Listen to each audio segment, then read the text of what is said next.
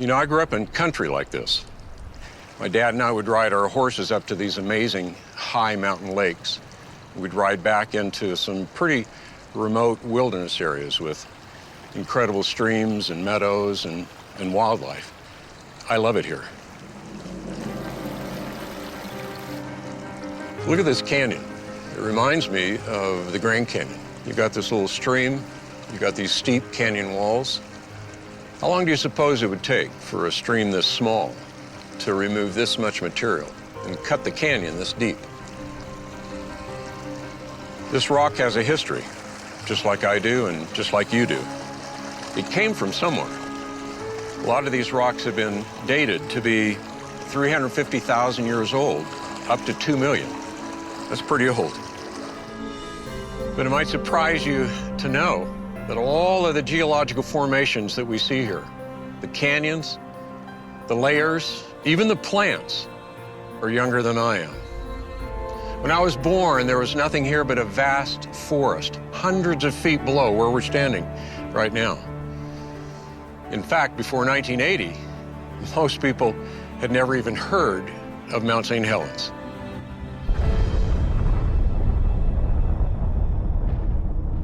It was in that year, on May the 18th, that molten rock created a steam blast with a force of 20 million tons of TNT. Avalanche debris and other flows from the eruption laid down all of those layers rapidly, up to 600 feet thick. A couple years later, there was some more volcanic activity that created a mud flow that cut out this entire canyon. It also cut through deep bedrock, all in a couple days. Isn't it amazing what a little bit of information from the past can do to help change your view of the present and the present world around you? There are a lot of assumptions made by a lot of people about the history of the earth around us. The question is, how do those assumptions affect how we view that history? But more importantly, how do they play into how we view science and the Bible? Did God create the world in a few days or billions of years? Is mankind descended from apes, or did God create us instantly in his image? Was there a global flood that destroyed the earth, or is that a myth? In other words, is Genesis history?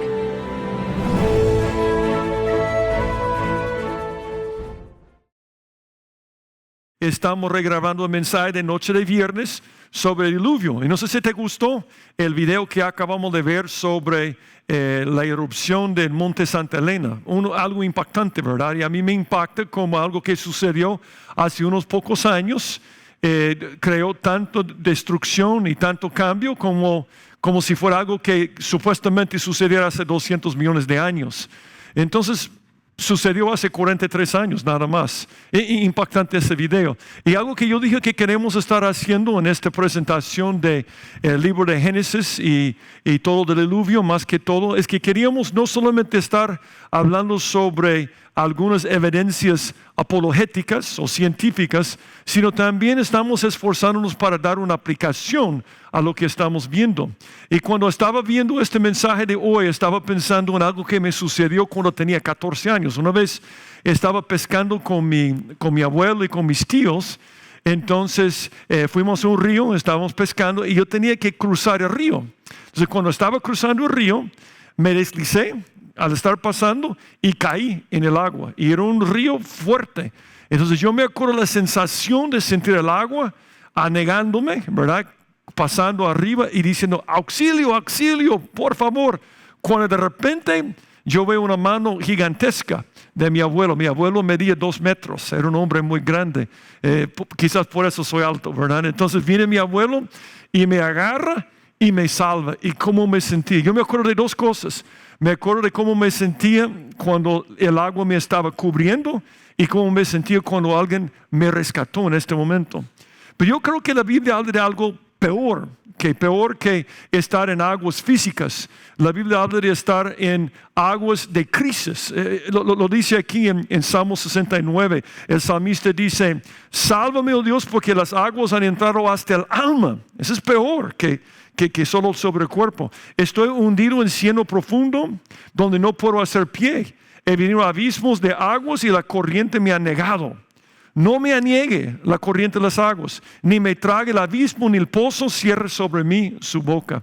Yo creo que algo peor que físicamente estar cubierto de aguas es cuando tenemos problemas en nuestra vida como deudas, como problemas con nuestros hijos, con nuestra esposa, un problema de trabajo, en la escuela, donde no podemos dormir. No sé si alguna vez esto te ha pasado. Estás acostado en la cama, quieres dormirte, pero no puedes. Y estás pensando en un problema y a veces sientes que te vas a ahogar ahí estando en la cama. Una cosa terrible.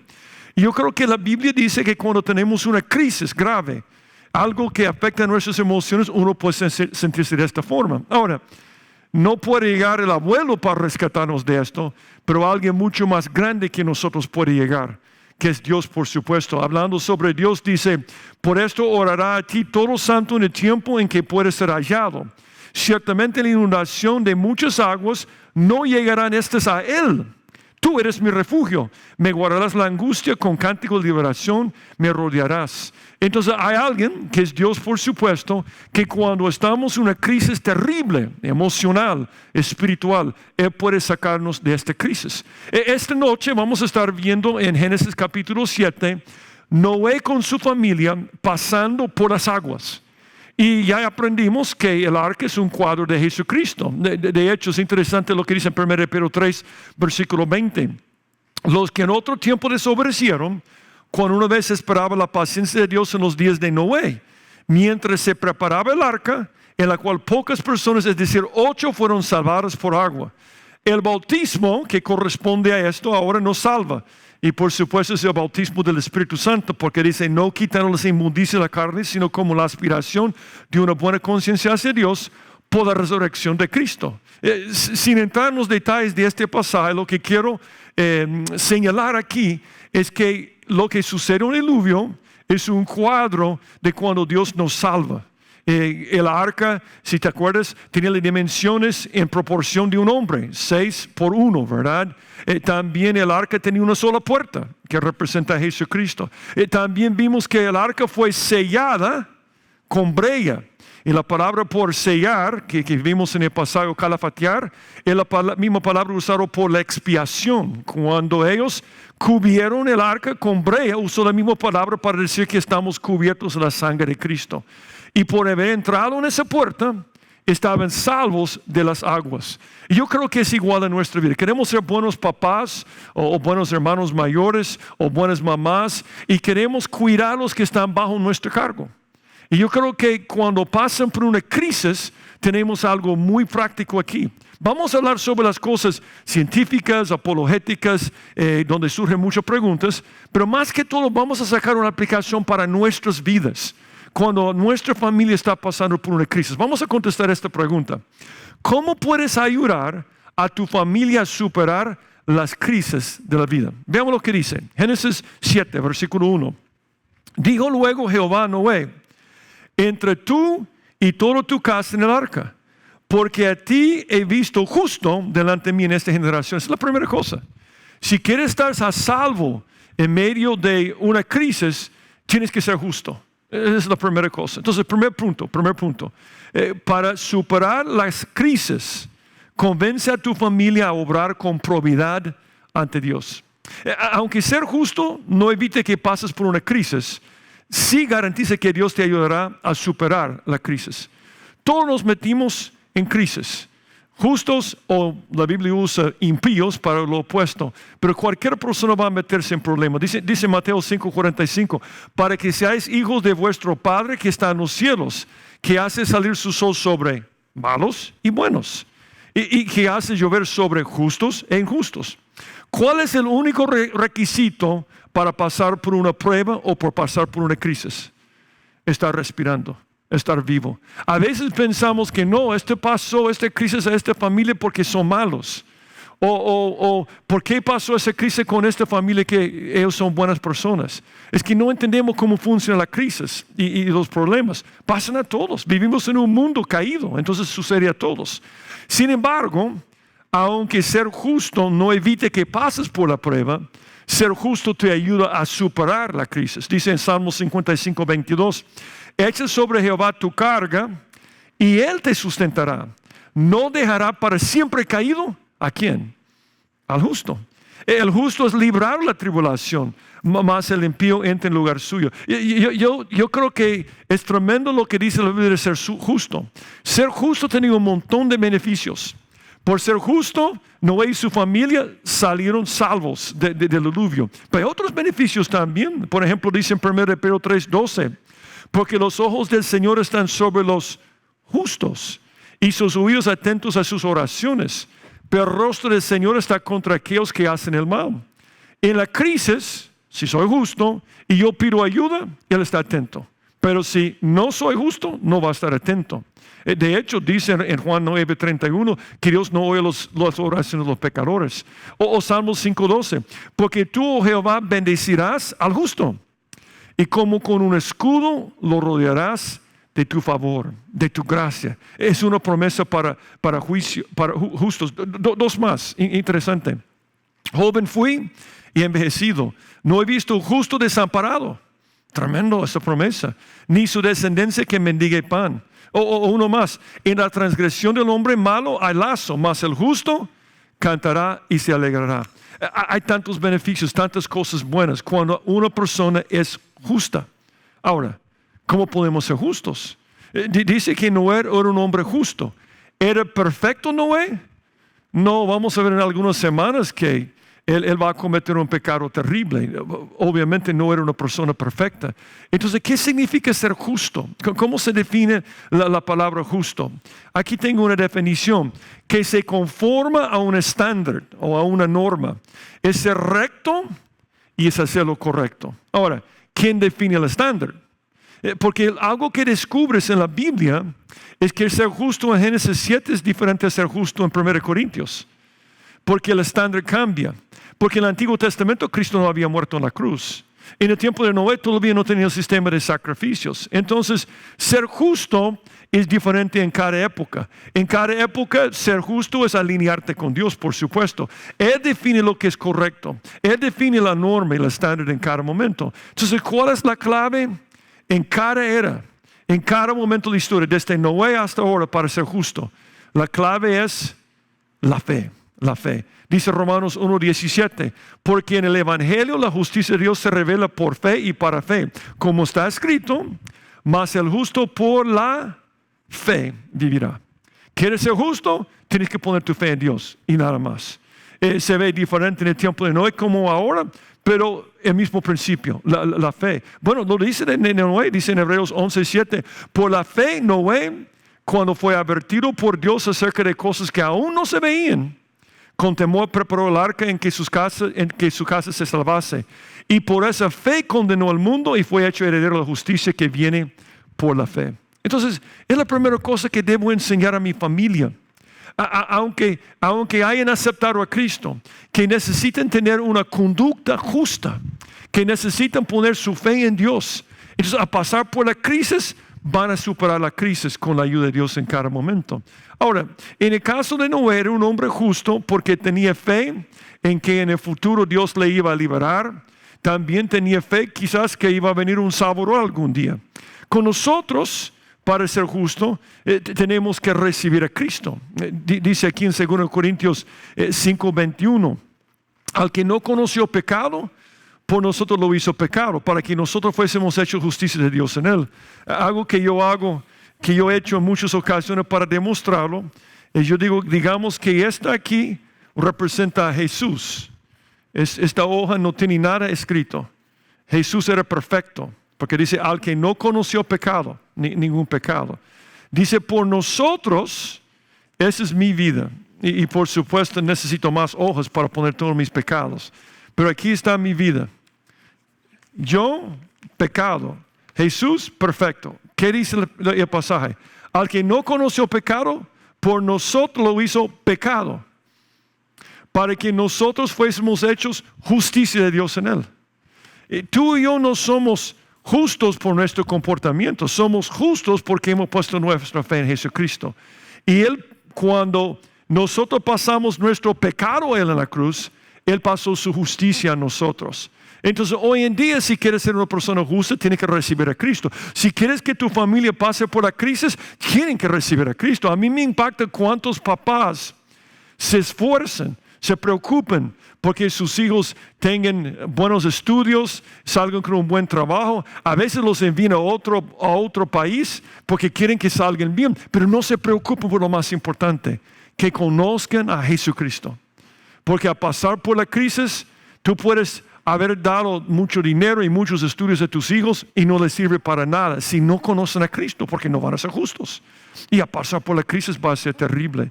Entonces, cuando estás en una crisis, ¿en quién o qué pones tu confianza? Solo hay dos personas. Aquellos que ponen su fe en Jesucristo, ellos son justos, van a pasar por la crisis. Aquellos que ponen su fe en otra cosa, porque solo hay dos dioses. Aquí lo dice: torre fuerte es el nombre de Jehová, dice en Proverbios 18:10. A él correrá ¿quién? El justo, y será levantado. Pero las riquezas de ricos son su ciudad fortificada. Ponen su fe en sus riquezas y como un muro alto en su imaginación. Yo te pido, yo te animo a que con tu familia, con tus seres queridos, que les enseñes que para superar la crisis tienen que comenzar con la base de ser justos. Y la justicia viene de Jesucristo. Y después de vivir una vida por fe en cada momento. Segundo principio, versículo 2. Entonces dice Jehová a Noé: de todo animal limpio tomarás 7 parejas, macho y su hembra, mas de los animales que no son limpios, una pareja, el macho y su hembra. También las aves de los cielos 7 parejas, macho y hembra, para conservar viva la especie sobre la faz de la tierra. Porque pasados aún 7 días, yo haré llover sobre la tierra 40 días y 40 noches, y rayaré de sobre la faz de la tierra todo ser viviente que hice. Y mira lo que dice el versículo 5. E hizo conforme a todo lo que le mandó Jehová. Eso es tremendo. Noé nunca había visto lluvia. Había pasado 120 años construyendo esta arca gigantesca. Sus vecinos probablemente cada vez que pasaban se burlaban de él.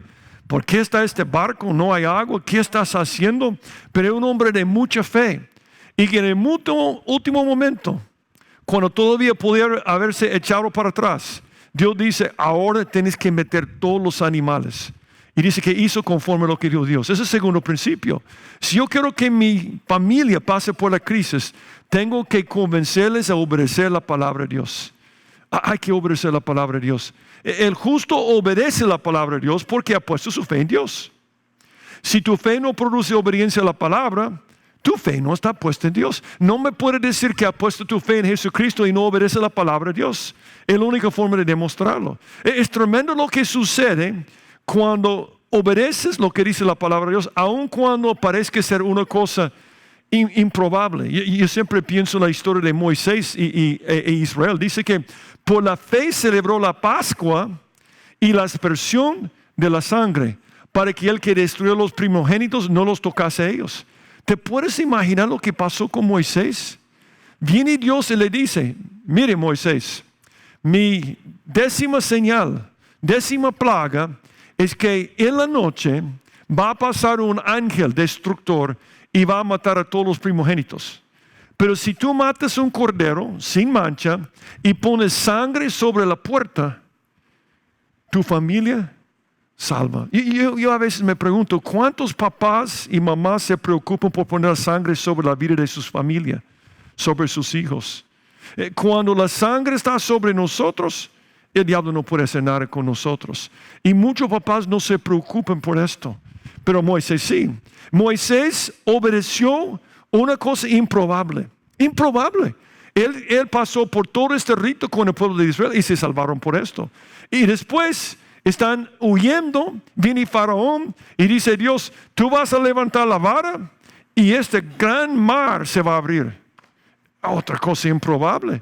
Pero lo hizo Moisés y por la fe pasaron el mar rojo como por tierra seca e intentaron los egipcios hacer lo mismo, fueron ahogados.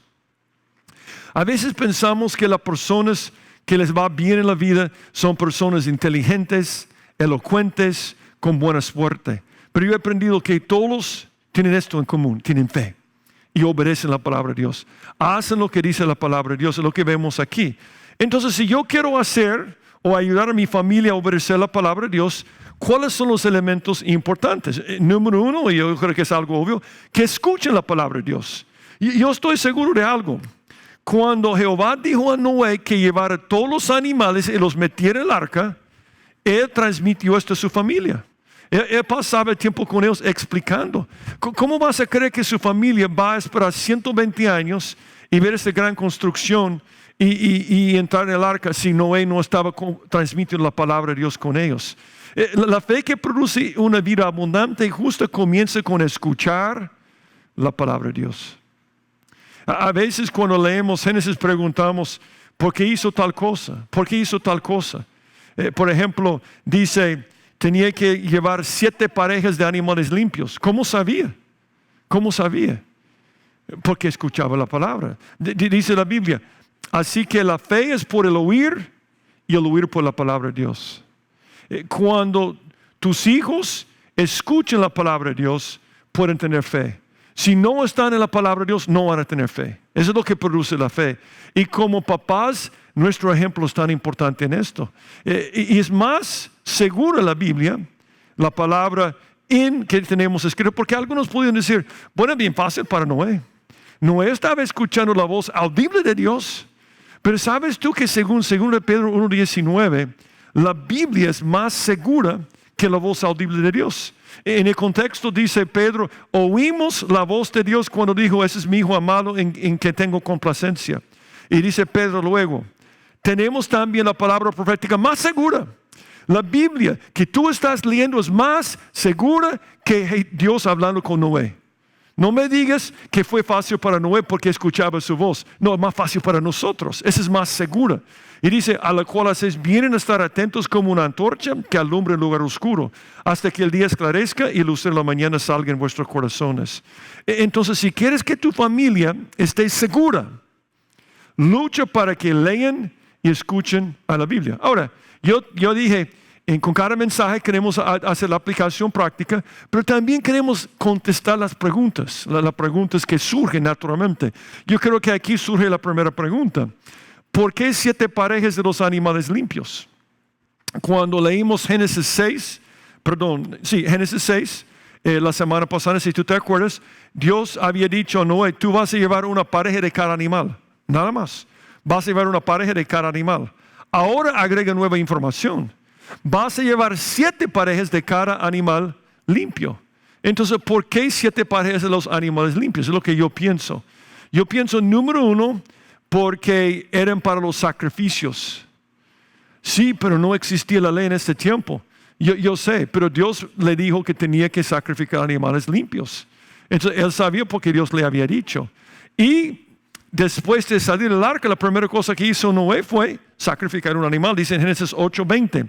Y edificó Noé un altar a Jehová y tomó de todo animal limpio y de toda ave limpia y ofreció holocausto en el altar. Entonces, él está trayendo 7 parejas porque sabe que va a haber muchos sacrificios, pero también yo creo que Dios estaba preparándose para el futuro cuando la nación de Israel iba a ser levantada por él, porque solamente podían comer animales limpios.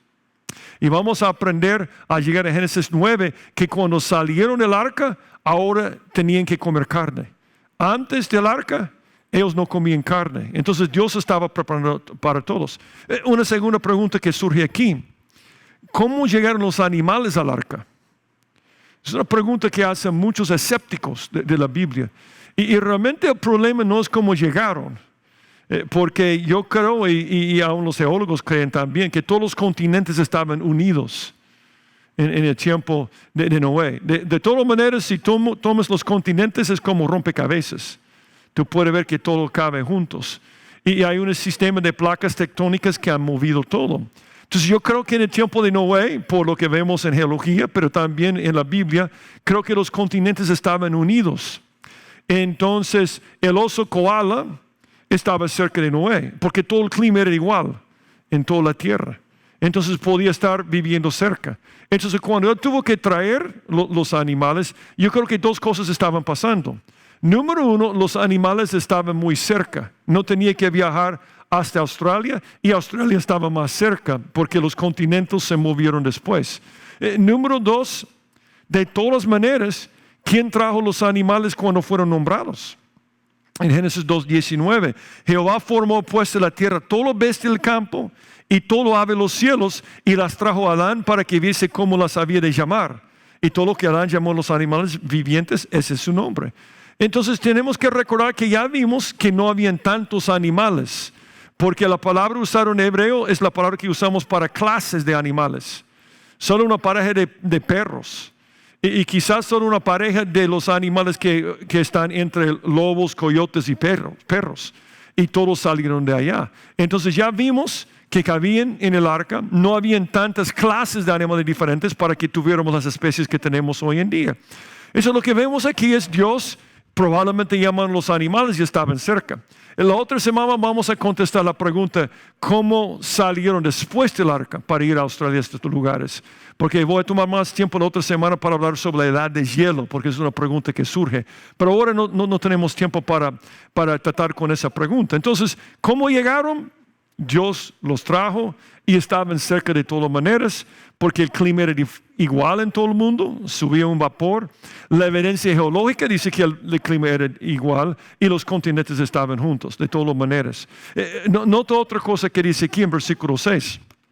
Entonces dice, era Noé de 600 años cuando el diluvio de las aguas vino sobre la tierra.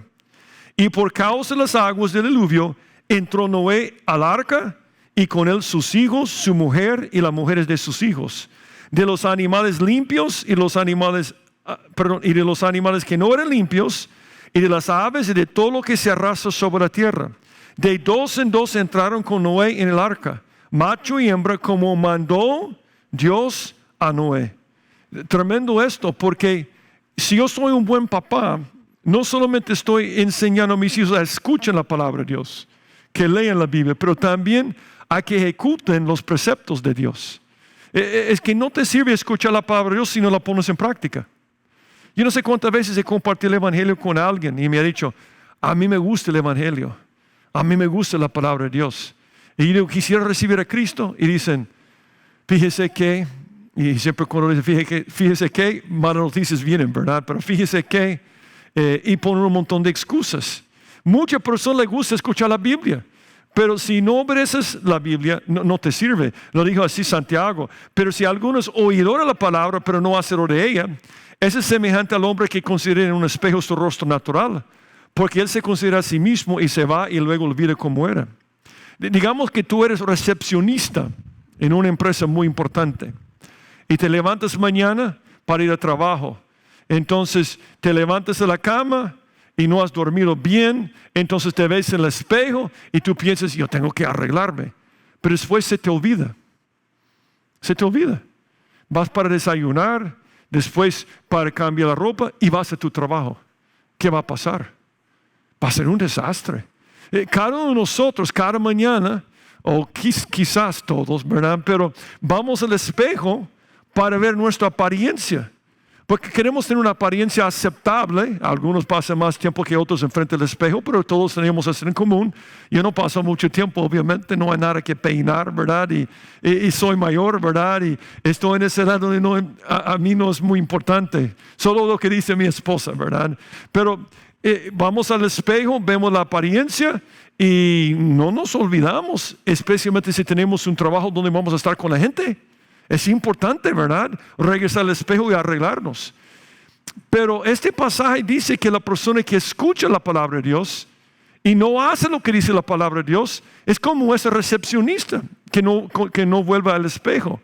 Y yo quiero proponer que es más importante ver nuestra apariencia interna. De la misma forma que yo voy al espejo para cambiar mi apariencia y prepararme para estar con la gente, necesito ir a este espejo para ver lo que está adentro, para cambiarlo, para estar bien con la gente. Pero es triste que muchas personas pasen más tiempo enfrente de un espejo físico que el espejo espiritual. Tiene que ver con prioridades, ¿verdad? En cada momento. Entonces, si no hacemos las cosas como Dios dice que debemos hacerlas, no debemos esperar buenos resultados. ¿Qué salvó a Noé y su familia? ¿Escuchar la palabra de Dios? No, obedecer la palabra de Dios. Ellos entraron por la puerta en este momento. Una parábola dice la misma cosa. Y a mí me gusta señalar esta parábola porque dice en Lucas 6:46, ¿por qué me llamáis Señor, Señor y no hacéis lo que yo digo? Todo aquel que viene a mí y oye mis palabras y las hace, os indicaré a quién es semejante. Semejante es al hombre que al edificar una casa cavó y ahondó y puso el fundamento sobre la roca. Y cuando vino en inundación, el río dio con ímpetu contra aquella casa, pero no la pudo mover porque estaba fundado sobre la roca. Mas él que oyó y no hizo, como esta persona que va al espejo y no hace nada, ¿verdad? Y no hizo, semejantes al hombre que edificó su casa sobre tierra, sin fundamento, contra la cual el río dio con ímpetu y luego cayó y fue grande la ruina de aquella casa. Algo interesante con esta parábola es estudiar los contrastes y las similitudes. ¿Cuáles son las similitudes? 2 personas, 2 casas. ¿Estamos de acuerdo con esto? Otra similitud.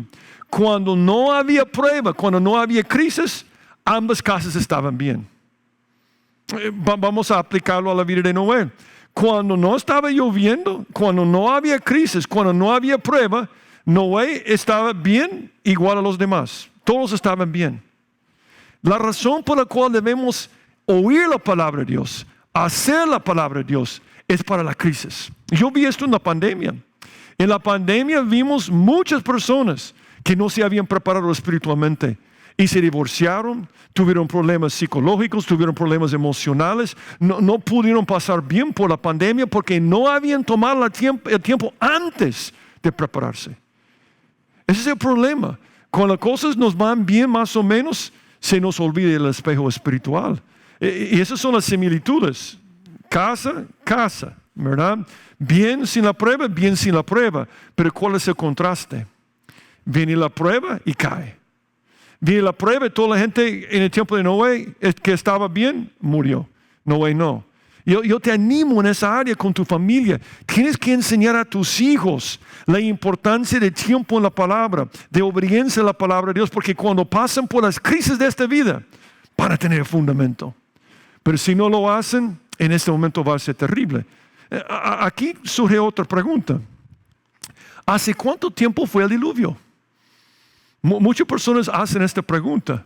Y cuando me han hecho esta pregunta, casi cada vez que me hacen la pregunta, están esperando una respuesta como esto. Más o menos 1 millón de años, 500,000 años. A mí me impacta cuando voy a un lugar donde tienen rótulos geológicos y dicen, era mesoica, y dice 200 millones de años o algo así. Digo, ¿quién le ha dicho? ¿Cómo saben? Ya hablé cuando vimos Génesis 1 y 2, que a veces nosotros tomamos por sentado esas fechas, pero se basan sobre terribles suposiciones. Ellos dicen que una roca tiene 200 millones de años porque tiene X cantidad de potasio, argón, pero no saben cuánto tenía hace 200 millones de años. Si yo quiero conocer una fecha, es historia, ¿verdad? Como vimos en el video, ¿verdad? En el video viene el hombre que está hablando y él está señalando todo esto y agarra una roca y dice, ¿hace cuánto tiempo cree que esto sucedió?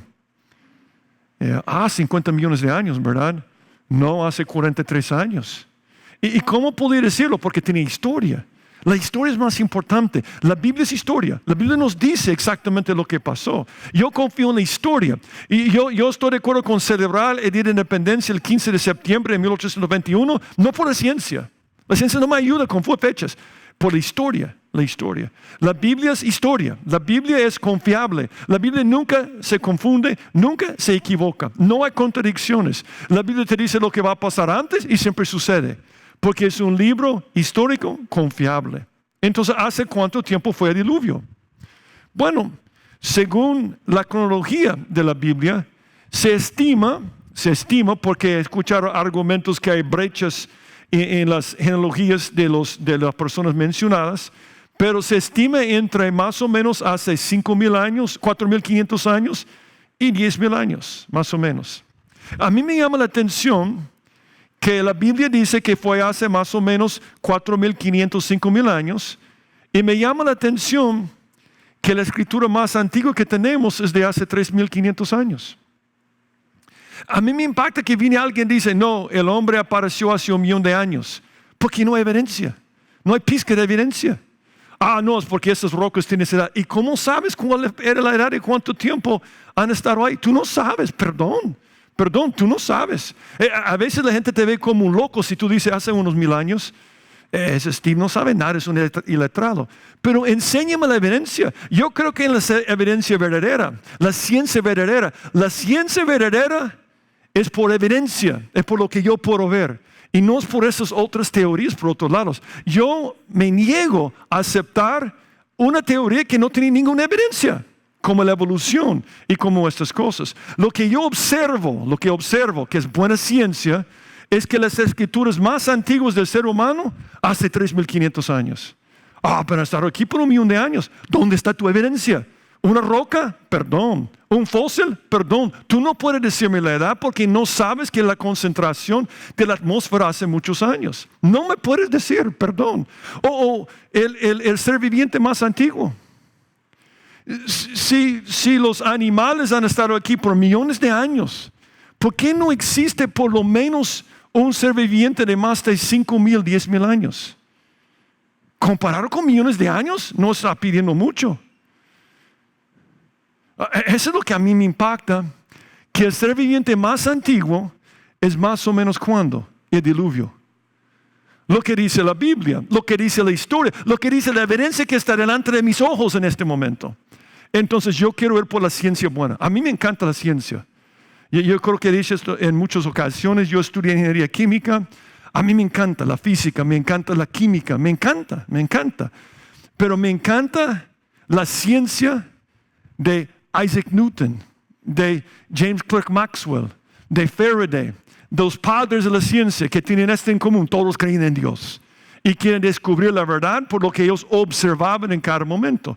Esa ciencia me encanta. La nueva ciencia donde inventan teorías sin pizca de evidencia y después van a una pizarra para poner un montón de ecuaciones matemáticas y te pierdes. Entonces tú eres tonto si no estás de acuerdo conmigo. Perdón. Evidencia, por favor. A mí me gusta lo que dijo alguien aquí. Otra evidencia. Los evolucionistas afirman que la humanidad evolucionó a partir de los simios hace más o menos 1,000,000 de años. Si la población hubiera crecido solo 0.01% anual desde entonces, duplicándose cada 7,000 años, hoy podría haber 10 a la 43 personas. Es decir, un número seguido de 43 ceros. Para tratar de poner en contexto este número de personas, digamos que a cada individuo se le da solo espacio para estar de pie, de cerca de 1 metro cuadrado, más o menos, cada persona. Pero la superficie terrestre de toda la Tierra es solo de 1.5 a 10 por 10 a la 14. Tú sabes que entre 10 a la 14 y 10 a la 24 es 10 seguido por 29 ceros. Está lejos, ¿verdad? Entonces, metros cuadrados. Si cada uno de esos metros cuadrados se convierte en un mundo como este, digamos que vamos a poner nuestra Tierra en cada uno de esos metros cuadrados, todos esos mundos juntos todavía tendrían solo una superficie capaz de albergar a 10 a la 28 personas de esta manera. Esa es solo una pequeña fracción de 10 a la 43. Por ejemplo, 10 a la 29 es 10 veces más que 10 a la 28. 10 a la 30 es 100 veces más y así sucesivamente. Quienes creen la historia evolucionista argumentan que las enfermedades, el hambre y la guerra mantuvieron las cifras casi constantes durante la mayor parte de este periodo, sin evidencia ninguna. Lo que significa que la humanidad estuvo al borde de la extinción durante la mayor parte de esta supuesta historia. Lleva la credibilidad al límite. Tú me estás diciendo que el hombre apareció 1,000,000 de años y por 999,000 años, o 990,000 años, estaba al borde de extinción. De repente, sorpresa, todo está reproduciéndose. No lo acepto, perdón, por la evidencia, por la ciencia, pura ciencia. No lo acepto, no por la Biblia, no lo acepto. Es absurdo. Entonces la tierra la gente no cabría aquí. Yo te voy a dar un ejemplo aquí. En 2022, la tierra alcanzó 8,000 millones de personas. Pero ¿sabes tú que solamente hace 123 años había 1,000 millones de personas? Eso es algo tremendo. Tomó mucho tiempo de este diluvio para llegar a 1,000 millones, porque en los primeros años tienes 8 personas, quizás después de un año 20 o 40 personas. Tú ves cómo funciona. Al principio es muy despacio, pero al llegar a 1,000,000 de personas, de repente se está multiplicando y no puedes poner 1,000,000 de años. No funciona. Pero si había tantas enfermedades y tanta hambre. Si había tanto de esto, ¿por qué no se extinguió el hombre entonces? Porque todo el tiempo cuando estaba creciendo tenía que regresar a 2 personas o 4 personas. Yo no puedo dar este paso ciego de fe. Ese salto ciego de fe. Yo no tengo la fe ciega para creer en esto. Yo puedo creer en la Biblia porque es lógico. Es racional lo que está diciendo. Yo siempre escuchaba esto cuando me convertí de mi familia atea. Que vos tenés la fe, nosotros tenemos la razón. Yo no estoy de acuerdo con esto. Es racional, es razonable creer en lo que dice la palabra de Dios. Por eso lo acepta. Y por supuesto, cuando enseñas a tu familia a escuchar la palabra de Dios, a ejecutar los preceptos, entonces lo que deben esperar es la protección de Dios. Eso es lo que deben anticipar. Entonces, que esperen la protección de Dios en este momento. Mire lo que dice aquí. Dice en el versículo 10. Y sucedió que al 7º día las aguas del diluvio vinieron sobre la tierra. El año 600 de la vida de Noé, en el mes segundo, a los 17 días del mes, aquel día fueron rotas todas las fuentes del grande abismo, y las cataratas de los cielos fueron abiertas, y hubo lluvias sobre la tierra 40 días y 40 noches. En este mismo día entraron Noé, y Sem, Cam y Jafet, hijos de Noé, la mujer de Noé y las 3 mujeres de sus hijos con él en el arca. Ellos y todos los animales silvestres según sus especies, y todos los animales domesticados según sus especies, y todo reptil que se arrastra sobre la tierra según su especie, y toda ave según su especie, y todo pájaro de toda especie. Y dice en versículo 15, vinieron pues con Noé al arca de 2 en 2 de toda carne, en que había espíritu de vida. Qué tremendo esto. Por haber obedecido la palabra de Dios, entonces ellos podían esperar la protección de Dios. Esa es la otra cosa que tú ves aquí. Pero que tú puedes esperar la protección de Dios. Yo a veces pienso, ¿cuál es el legado más importante que puedo dejar con mi familia? El mejor legado. Mejor legado que puedo dejar con mi familia es que ellos aprenden de mi ejemplo, gracias, que esperen la protección de Dios. Yo creo que el mejor legado que puedo dejar con ellos es que ellos aprenden que la Biblia funciona. Viéndolo con el ejemplo mío, que necesiten escuchar la palabra. Eso es leer la Biblia. La fe viene por el oído y por la palabra de Dios. Yo siempre señalo que la forma que yo leo la Biblia y la forma que debe leer la Biblia es como leo un texto de mi esposa. Estoy viendo este texto y yo escucho su voz al estar leyéndolo. Audible no, pero por mi relación con ella, y como yo la conozco muy bien, entonces yo puedo oír su voz en este proceso. Es igual con Dios. Por conocerlo bien podemos oír su voz al estar en la palabra de Dios. Pero después es obedecer lo que dice. Y después anticipar la protección de Dios en cada momento. A mí me encanta este salmo aquí, que dice, bienaventurado es el hombre que teme a Jehová, y en sus mandamientos se deleita en gran manera. Su descendencia será, tremendo esto, ¿verdad? Poderosa en la tierra. La generación de los rectos será bendita. Ok, otra pregunta. Hay muchas preguntas que salen de este texto, ¿verdad? ¿De dónde venía toda esta agua? Dice que el agua llegó hasta arriba de las montañas.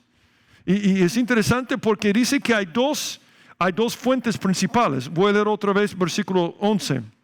El año 600 de la vida de Noé, En el mes segundo, a los 17 días del mes, aquel día fueron rotas todas las fuentes del grande abismo de abajo y las cataratas de los cielos fueron abiertas. Entonces, una pregunta constante de escépticos en cuanto al diluvio es, ¿cómo es que podía llover 40 días y 40 noches? Imposible. Es imposible que caiga tanta agua para llenar e inundar toda la tierra. ¿O cómo podía venir de abajo? Y yo creo que es una observación legítima. Tenemos que comprobarlo. O sea, tenemos que demostrarlo. Entonces, ¿de dónde salió todo el agua para el diluvio? Yo voy a poner algo que yo leí sobre lo que venía de abajo. Los científicos han pensado durante mucho tiempo que el interior caliente de la tierra sería muy seco, porque el calor se habría vaporizado y expulsado el agua. Pero según un informe de New Scientist, que es una revista científica, por supuesto, ciertos minerales, incluso bajo el intenso calor y la presión de las profundidades del subsuelo, pueden almacenar mucha agua. Los modelos del manto, la parte de la tierra entre el núcleo fundido y la corteza sólida, y en particular la zona de transición entre el manto superior e inferior, ahora lo describen como empapado de agua. Empapado. Es más, parece que las rocas calientes y húmedas son más inestables que las rocas calientes y secas. Esta nueva información ahora puede explicar por qué erupciones volcánicas masivas inundar repentinamente cientos de miles de kilómetros cuadrados de tierra con lava. Esa parte que estoy leyendo es una observación de los geólogos seculares. Dicen, ¿de dónde venía toda esta lava de abajo? Y aquí está la explicación. Cómo se observó en varias partes diferentes del registro geológico. ¿Quién podría pedir una descripción más gráfica del comportamiento de las fuentes del gran abismo? Lo que estamos viendo en la Biblia. Es interesante, incluso hoy en día, hasta el 70% más de lo que sale de los volcanes es agua, principalmente en forma de vapor. Entonces, ¿cuánta agua se almacena en el manto? Las estimaciones varían de 10 a 30 veces la cantidad que hay en todos los océanos actuales de la Tierra. O sea, según la ciencia, es posible.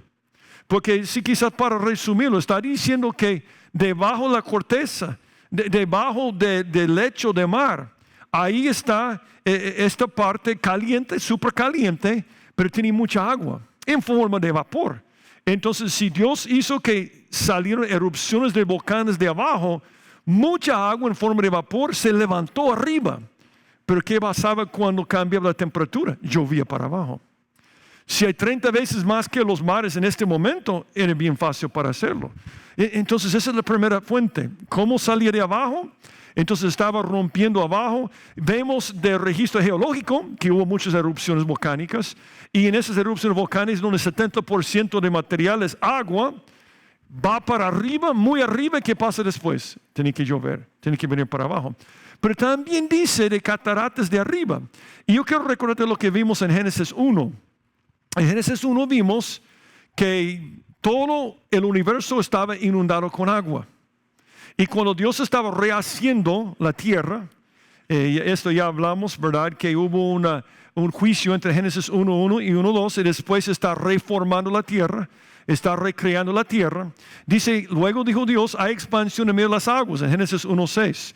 Y separa las aguas de las aguas, e hizo Dios la expansión y separó las aguas que estaban debajo de la expansión y las aguas que estaban sobre la expansión. ¿Qué es la expansión? Y fue así, llamó Dios a la expansión, cielos. ¿Qué significa esto? Si te estás leyendo en este momento, significa que hay aguas debajo de los cielos. Y si lees versículos 9 y 10, dice que reunió todas las aguas en los mares, aquí abajo. Pero dice que hay aguas arriba de los cielos. Arriba de los cielos. Y yo creo que por eso hay un mar de vidrio enfrente del trono de Dios. Hay agua. Pero algo que interesante es que recientemente han descubierto que hay mucha agua en los cielos. O sea, no es una cosa improbable que había tantas cataratas de agua cayendo desde los cielos por lo que vemos aquí. Dice que los astrónomos han descubierto la masa de agua más grande y antigua jamás detectada en el universo. Una nube gigantesca que alberga 140 billones de veces más agua que todos los océanos de la Tierra juntos.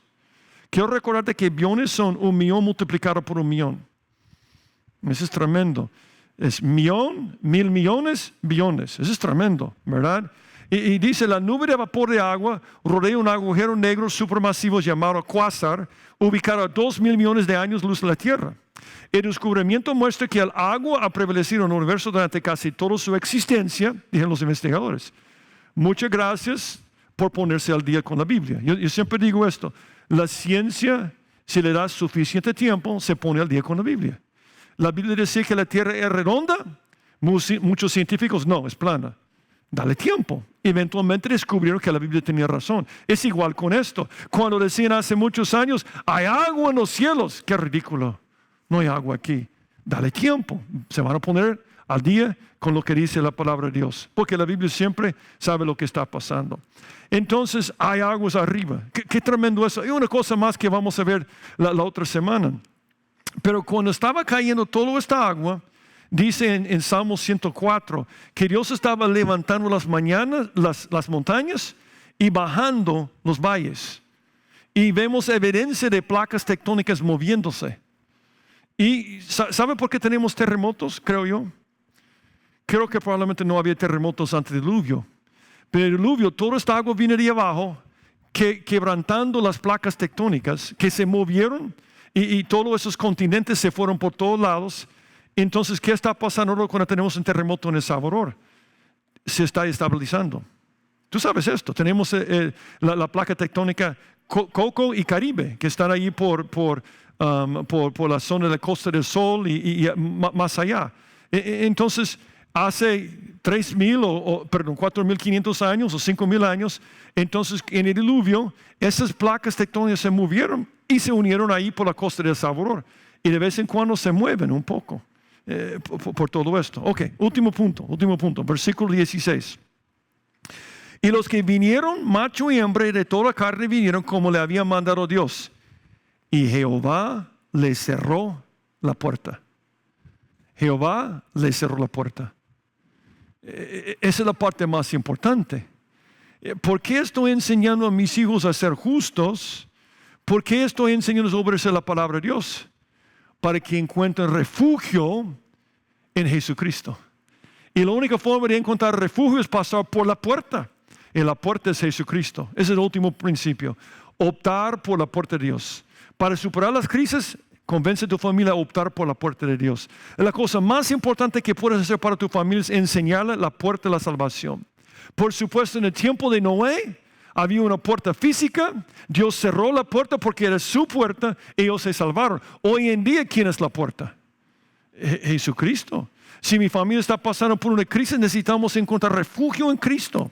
Dice Mateo 7:13, entrad por la puerta estrecha porque ancha es la puerta y espacioso el camino que lleva a la perdición. Tus hijos probablemente van a escoger esta puerta al principio, porque dice, muchos son los que entran por ella. Es popular.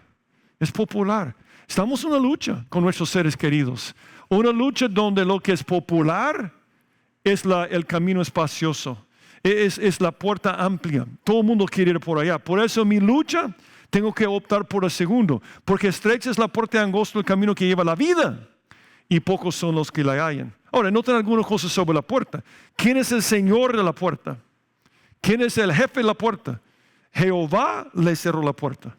Y es tremendo porque hemos aprendido en nuestro estudio que es muy relevante estudiar este pasaje, porque dice, como eran los días de Noé, así serán los días de la venida de Jesucristo. Y creo que vivimos en estos días.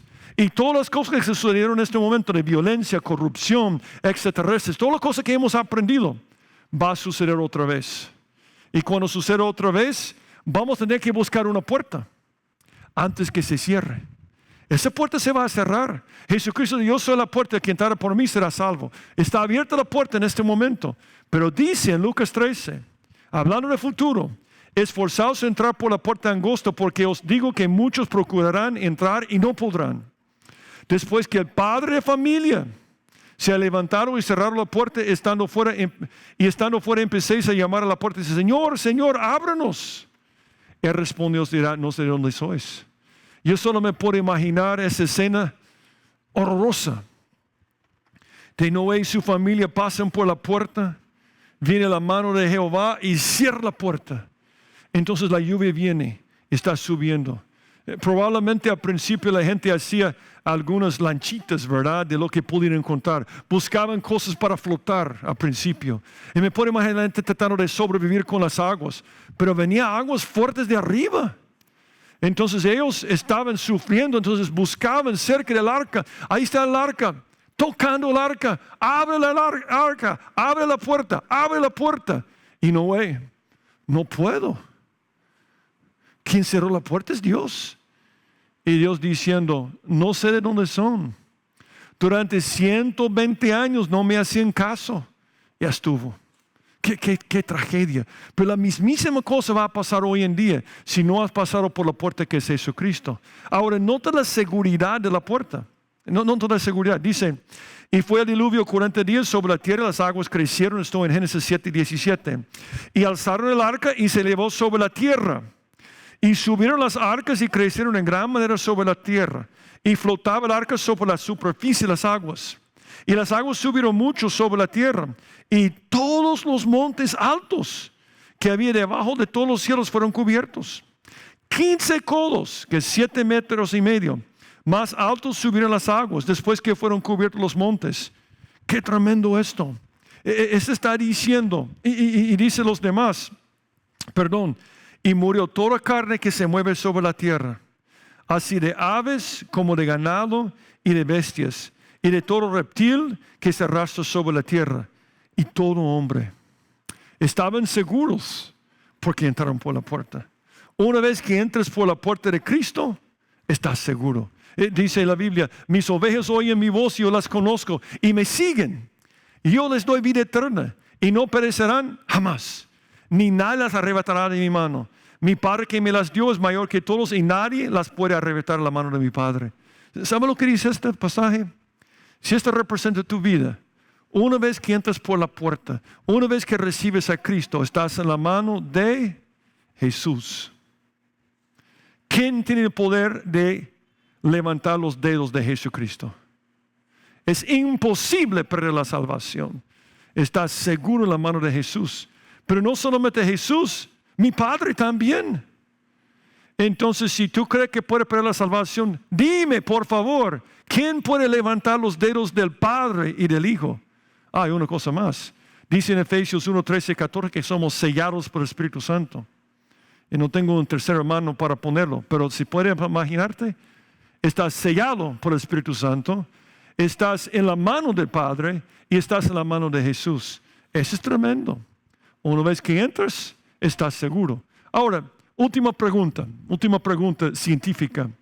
Y es triste porque hoy en día hay muchos cristianos que por presión, yo diría que por bullying, ¿verdad?, de otras personas, ellos creen que tienen que hacer su historia más digerible. Más digerible. Por ejemplo, dicen, no fue un diluvio global, fue local. Yo leí hace poco de un grupo musical cristiano en los Estados Unidos, que ellos fueron entrevistados y dijeron, no, es que la ciencia ha comprobado que es imposible un diluvio global. Nosotros creemos en un diluvio local. Después alguien estaba platicando con el grupo en una iglesia porque ya nos invitaron para cantar.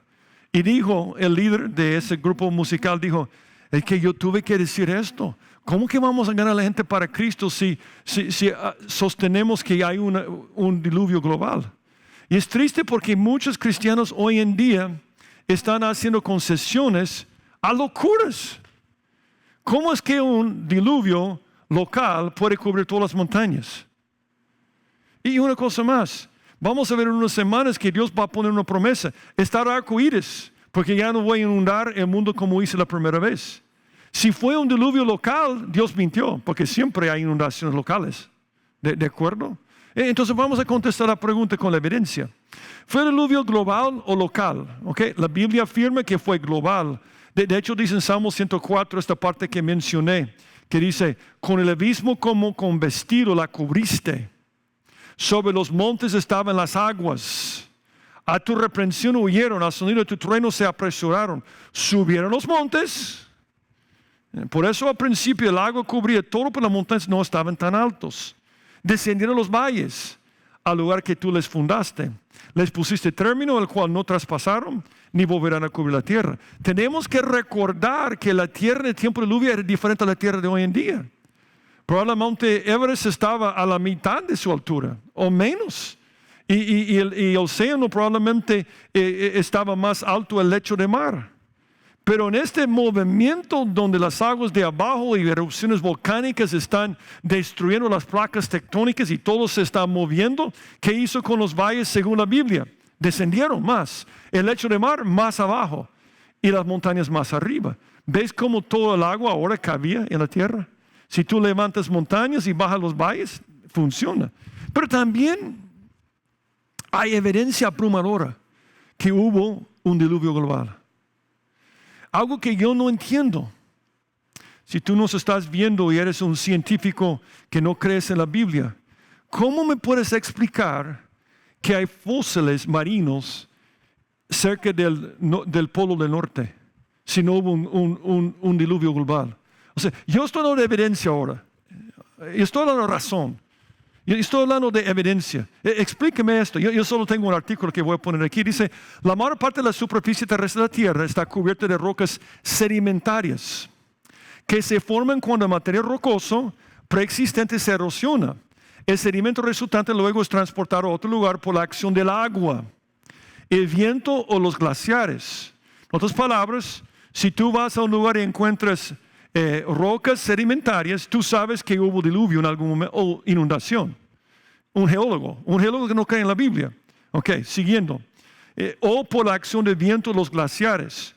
Aún los geólogos seculares reconocen que casi todas las rocas sedimentarias del mundo están depositadas por agua, aunque negarían que esas rocas fueron resultado del diluvio.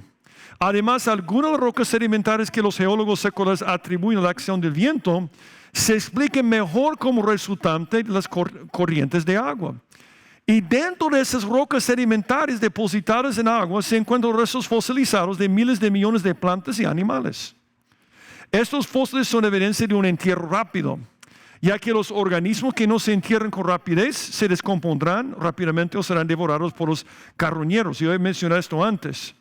Si muere un perrito ahí afuera de la iglesia hoy y lo dejamos el cuerpo allá, en 50 años no va a haber nada. Se va a hacer aparecer. Para que tú encuentres los huesos, tiene que ser enterrado rápidamente.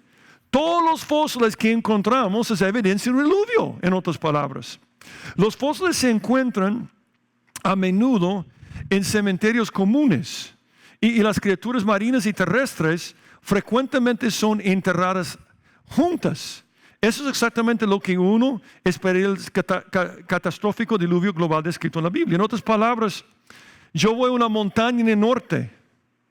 Yo encuentro rocas sedimentarias que son llevadas por el agua. Encuentro fósiles que tienen animales terrestres mezclados con animales marinos. ¿A cuál conclusión racional y lógica llegas? Que algo mezcló todo. Un diluvio global. Dentro de estas rocas sedimentarias depositadas en agua, ya leí esto, ¿verdad? Sí, ya leí esta parte. Entonces, otra cosa también. Recientemente se han desenterrado 8 especies de dinosaurios en la formación Prince Creek, en el norte de Alaska. Alaska hace mucho frío. Hubiera sido imposible que los dinosaurios vivieran como está Alaska ahora. El último descubrimiento publicado en Current Biology afirma que los huesos estaban cerca del polo norte en el momento de su entierro en rocas del sistema Cretácico, alrededor de 80 o 85 grados de latitud norte. Eso le daría a la región unos 120 días de oscuridad total cada año, lo que dificultaría que los dinosaurios sobrevivieran en un clima tan frío, tan extremo. La teoría de la evolución no proporciona ninguna explicación de por qué los dinosaurios serían enterrados en tales ambientes. Pero la geología del diluvio basada en la Biblia sí la explica. ¿Por qué creo en un diluvio global? Por evidencia científica primeramente. Después voy a la Biblia y yo veo cómo funcionó. Porque encontramos en toda la tierra rocas sedimentarias que son llevadas por el agua, arriba, en las montañas arriba, muy arriba, con fósiles que tienen fósiles de animales terrestres y marinos. Entonces, tiene que haber sido esto. Y esto termina con algo muy triste. La gran separación. No sé si viste lo que dice en versículo 21. Y murió toda carne que se mueve sobre la tierra, así de aves como de ganado y de bestias, y de todo reptil que se arrastra sobre la tierra. y todo hombre, todo lo que tenía aliento de espíritu de vida en sus narices, todo lo que había en la tierra murió. Así fue destruido todo ser que vivía sobre la faz de la tierra, desde el hombre hasta la bestia, los reptiles y las aves del cielo fueron raídos de la tierra, y quedó solamente Noé y los que con él estaban en el arca. Y prevalecieron las aguas sobre la tierra 150 días. Qué tremendo. Si no enseñas a tus seres queridos la palabra de Dios, si no les animas a obedecer lo que dice la palabra de Dios, si no pasan por la puerta que es Jesucristo y viene el Señor Jesucristo en la segunda venida, van a experimentar lo que experimentaron estas personas, porque va a haber una gran separación. Dios es amor, pero esos 120 años estaba predicando Noé, eso es puro amor. ¿Por qué no lo hizo después de un año? Porque es puro amor. Pero Dios tiene una paciencia que tiene su límite. Y si no recibes a Cristo y viene Jesús, vas a quedarte para pasar por la tribulación. Qué terrible esto. Es importante aceptar a Cristo. Pero otra aplicación. Tú que has aceptado a Cristo y tu familia, al pasar por la crisis, usemos esos mismos principios. Es importante vivir justamente, porque Dios protege a los justos. Es importante obedecer la palabra de Dios. Y es importante buscar refugio en Jesucristo. No podemos evitar las crisis de la vida, pero podemos superarlas siempre y cuando vivimos vidas íntegras. Obedeciendo la palabra de Dios y buscando refugio en Jesucristo. Oremos. Padre, gracias por tu palabra que es tan clara sobre eventos que podemos ver por medio de la ciencia. Es obvio, Señor, que había un diluvio global y tanta muerte. Qué terrible ese momento. Y solo podemos ver la evidencia de los fósiles, los huesos, pero no podemos saber las historias de cada persona. Tú conoces la historia de cada persona que perdió su vida y amamos a cada una de esas personas y querías salvar a cada una de esas personas, pero ellos no quisieron, no querían. Señor, te pido que nos cargues con aquellos hoy en día que no te conocen, para que podamos compartir con ellos acerca de lo que dice tu palabra. Y si hay alguien que está viendo esa transmisión en este momento que no te conoce, una persona que no está listo para cuando venga Jesús, te pido que toques a su corazón. En el nombre de Jesucristo te lo pido. Y siempre con los ojos cerrados y con esta actitud de oración. Quizás estás viendo esa transmisión o escuchando. Y te voy a hacer una pregunta muy directa, pero de mucho amor. Si Cristo viene en este momento, ¿te irías con Él o te quedarías aquí en la tierra? Si tú dices, yo no sé, o a lo mejor me quedaría atrás, yo te animo a que pases por esa puerta, que entres por la puerta. Entrar por la puerta es tomar una decisión, es increíble. La Biblia dice, Jesús, aquí yo estoy a la puerta y llamo. Si alguno oye mi voz y abre la puerta, entraré a Él y cenaré con Él y Él conmigo. Es que para que tengamos comunión con cualquier persona, hay dos puertas que tienen que abrirse. No te sirve que la puerta está abierta de Jesús si no abres la puerta de tu corazón. ¿Y cómo abrimos la puerta? Orando, pidiendo a Cristo que entre en nuestro corazón. Quizás no estás seguro de qué decir. Déjeme prestarte las palabras que yo dije cuando yo acepté a Cristo. Si quieres hacerlo, repite esa oración conmigo. Di esto a Dios. Padre Celestial, en este momento reconozco que soy pecador y que no puedo salvarme a mí mismo. Yo me arrepiento de todos mis pecados y te abro la puerta de mi corazón. Entra, Jesús, sálvame, cámbiame, pues yo me entrego a ti. Gracias por oír mi oración y gracias por salvarme. En el nombre de Jesucristo te lo pido. Amén, amén. Si tú hiciste la oración para recibir a Jesús, yo quiero animarte a que nos envíes un mensaje a nuestro pastor del campus digital, a Eric Varela, o a alguna de las personas que está ayudándole para decir, yo acepté a Cristo, porque queremos ayudarte a crecer en tu relación con Dios. Tenemos un programa de comienzo discipulado porque queremos cuidarte donde te encuentres en este mundo. Dios tiene un plan maravilloso para tu vida, pero siempre se encuentra en Jesús, en lo que dice su palabra. Así que vamos a las preguntas.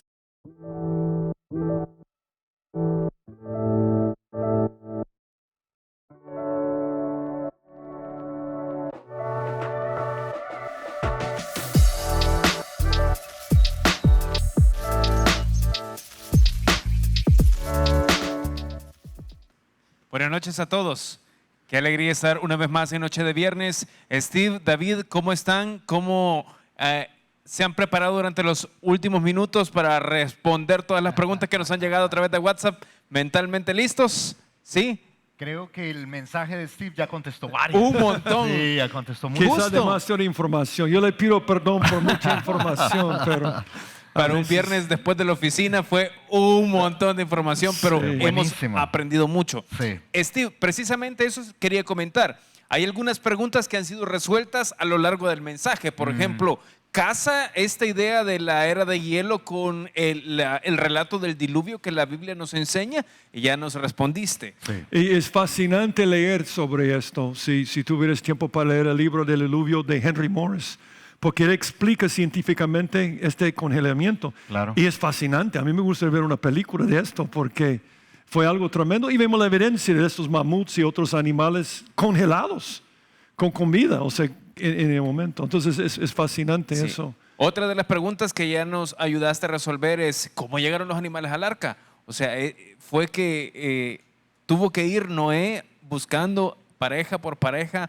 ¿Cómo habrá sido? Ya nos diste un poco de luz también en el mensaje. Pero una de las preguntas que nos ha llegado es, ¿la Biblia, Steve, habla acerca de más de un diluvio? Si es así, ¿cuáles son? ¿Qué podemos responder? Yo creo que no, o sea, ¿por qué hay un arco iris? Es una señal que no va a haber otro. Vimos un arco iris ahora cuando veníamos, no vemos muchos arco iris, ¿verdad? Pero vimos uno y yo pensé en este momento, mi esposo me dijo, ¿no viste el arco iris? Ahí está el arco iris. Entonces yo dije, no va a haber otro diluvio, porque ese es el propósito, Pero no hay. Tú mencionaste algo sobre, algunos piensan que hay un diluvio global, local, universal. Me imagino que en esta dirección va la pregunta. Es que Dios promete no que va a Volver haber a juzgar. otro un diluvio global. Sí. Ok. A Pero ha manera de habido, juicio. sí. Y esa es una evidencia que fue global.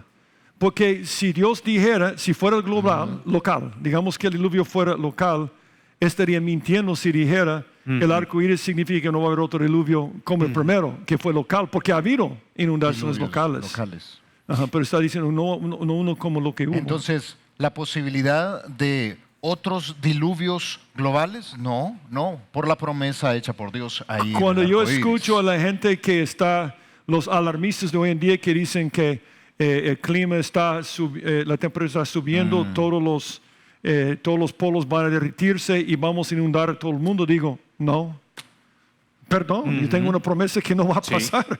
es cierto. Y no está pasando. O sea, Sí.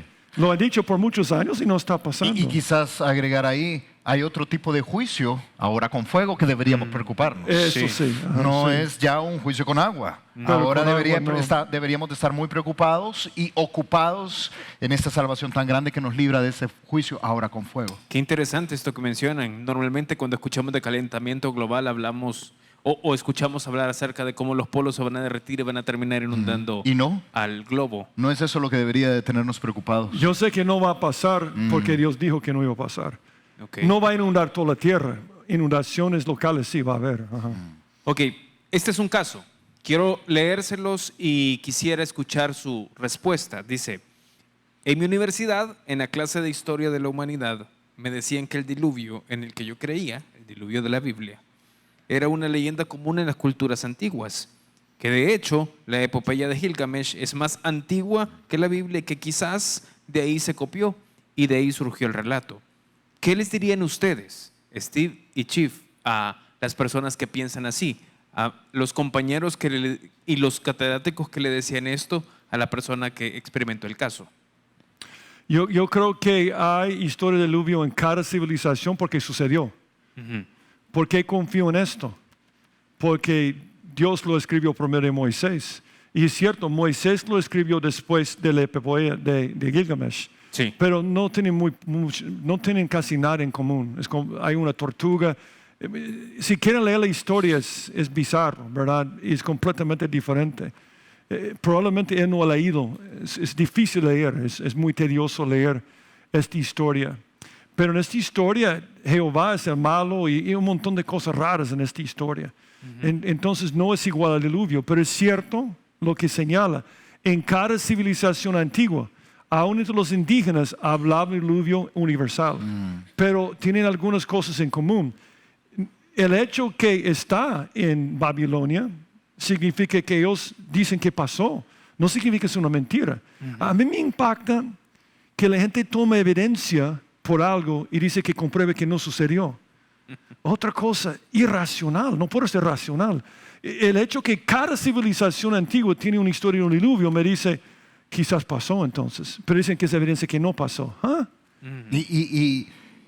Y Moisés escribió el libro de Génesis, por supuesto el Pentateuco completo, muchos años después que sucedió, pero debemos recordar, y aquí es donde debemos entender la connotación espiritual infalible de la palabra de Dios, es que el Espíritu Santo permitió que Moisés escribiera, aunque escribió en los años que escribió, es el relato más antiguo que existe y más confiable sobre esos relatos antiguos. ¿Qué es lo que estoy diciendo? Moisés lo escribió en una fecha, pero es evidente la información histórica que Moisés tenía para poder escribir. Así que el relato es muy antiguo, aunque la fecha en que estaba escribiendo fuera después. Es el libro antiguo más confiable que existe por mucho. Tengo una pregunta, porque cuando nos enfrentamos a situaciones así en la vida cotidiana, en la universidad, en el trabajo o ante colegas, a veces es complejo lidiar estas situaciones y no ser vistos como ignorantes. ¿Cómo se enfrentan estos casos? ¿Cómo han hecho ustedes para enfrentar Yo voy a esta decir lo que situación? hacía antes, que era equivocado, y lo que hago ahora. Antes yo debatía. Ok. Y lo que sucede es que el problema es que cuando entras en un debate así y te ven como tonto, no ganas nada por ganar el debate. Si tienen preguntas honestas, hay que contestar las preguntas. Yo creo que es ser amigo, es ser humilde, es tener la actitud correcta y ayudar a la persona a investigar. O sea, yo digo yo diría a esta persona, lee por favor Epopeya de Gilgamesh, primeramente. Después vamos a hablar. Si alguien me dice la contradicción de la Biblia, digo, ok, quiero ver la contradicción. Es animar a la persona que está criticando a estudiar, a leer. Porque siempre ganamos cuando la gente piensa. Porque es siempre. Lo que hace que la gente no lo acepte es con memes, con burla y con estas cosas. Entonces, ¿qué debo hacer con la burla? Nada, no me afecta. No. Y después animarles a pensar y estudiar. No pelees. No pelear. No pelees. Pero yo tengo los argumentos y tengo la... No pelees. Y yo agregaría un elemento más. El Evangelio es poder de Dios para salvación. Muchas veces lo que esta persona necesita escuchar es el Evangelio. Es que es su necesidad de Cristo. Pero es que estamos hablando de ciencia. Sí, muchas veces cuando yo estaba en la universidad debatiendo con mis amigos, era tan sencillo llevarlos y los ovnis. Tú lo que necesitas es a Cristo. Sí, pero ¿y los dinosaurios? Tú lo que necesitas es a Cristo. No olvides que muchas veces la persona está en un conflicto contra Dios mismo y lo que necesita es reconciliarse con Dios por medio del Evangelio. La oportunidad que tengas de compartir el Evangelio, hazlo, en lugar de estar peleando con argumentos que a veces van a ser estériles. Buenísimo. ¿Algo que agregar, Steve? Solo me gusta lo que dijo, no peleemos. Porque esa persona que puede estar burlándose de ti va al infierno si no acepta a Cristo. Sí. Correcto. La única cosa que debe estar en mi mente. Antes de que terminemos, yo quisiera pedirles que nos den un adelanto de lo que vamos a aprender el domingo en todos los campus y en todos los cultos. ¿Se puede? ¿Se puede obtener un avance de lo que vamos a aprender? Vamos a ver el trozo más pequeño que hemos visto en Lucas. Solo 4 versículos. Sí, pero mucho no que voy a decir decir. que el mensaje solo va a ser 15 minutos, pero solo 4 versículos, ¿verdad? Va a hablar sobre la oración verdadera. Yo creo que va a ser interesante. Y lo que vamos a ver es lo que Jesús mira cuando ofrendamos. Sí. Es un pasaje curioso porque Jesús está viendo a una viuda dando una ofrenda y sus comentarios son de mucha bendición. Ok, buenísimo. Entonces la invitación está hecha para todos nosotros. Nos encontramos el domingo en todos los campus y también en la transmisión. Estamos listos para cerrar, así que despidamos con un aplauso también a Steve y Chief. Y gracias a todos por estar conectados.